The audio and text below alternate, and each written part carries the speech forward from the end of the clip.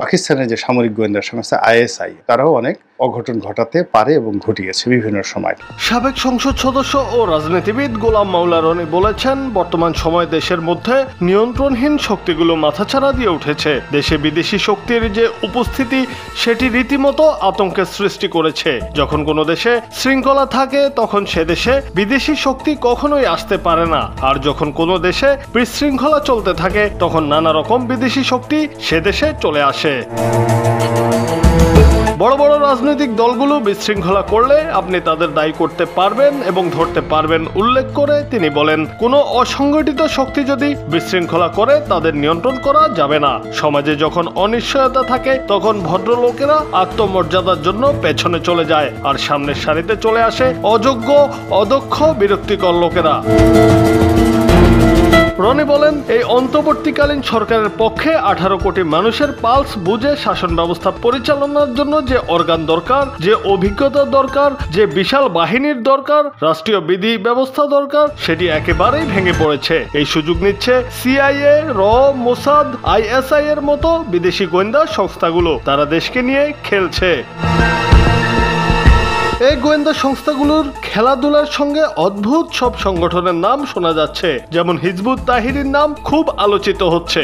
সবচেয়ে বড় বিষয় হলো কে হিজবুত তাহরির, কে জামাত, কে হেফাজত, কে ইসলামপন্থী, কে চরমনাই সেটা বোঝা মুশকিল। এর মধ্য দিয়ে হিজবুত তাহরি যে কিভাবে ঢুকে গেল এবং তারা কি করছে এই বিষয়ে যারা একান্ত গবেষণা করেন তারাও বুঝতে পারছেন না।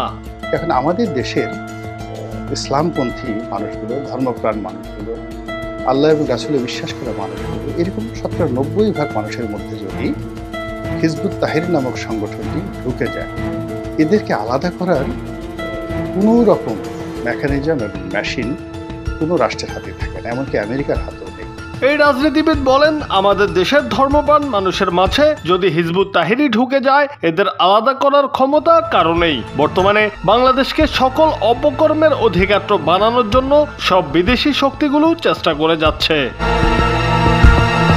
এ সময় আফগানিস্তানের কথা উল্লেখ করে তিনি বলেন, দেশটিকে অপরাধের অধিক্ষেত্র বানিয়ে ফেলেছিল রাশিয়া এবং আমেরিকা। এদের খপ্পর থেকে রক্ষা করে তালেবানি সরকার অল্প কয়েকদিনের মধ্যে দেশটিকে উন্নত করে ফেলেছে। আমাদের দেশকে নিয়েও এখন এমন খেলা চলছে বলেও মন্তব্য করেছেন গোলাম মাওলা রনি।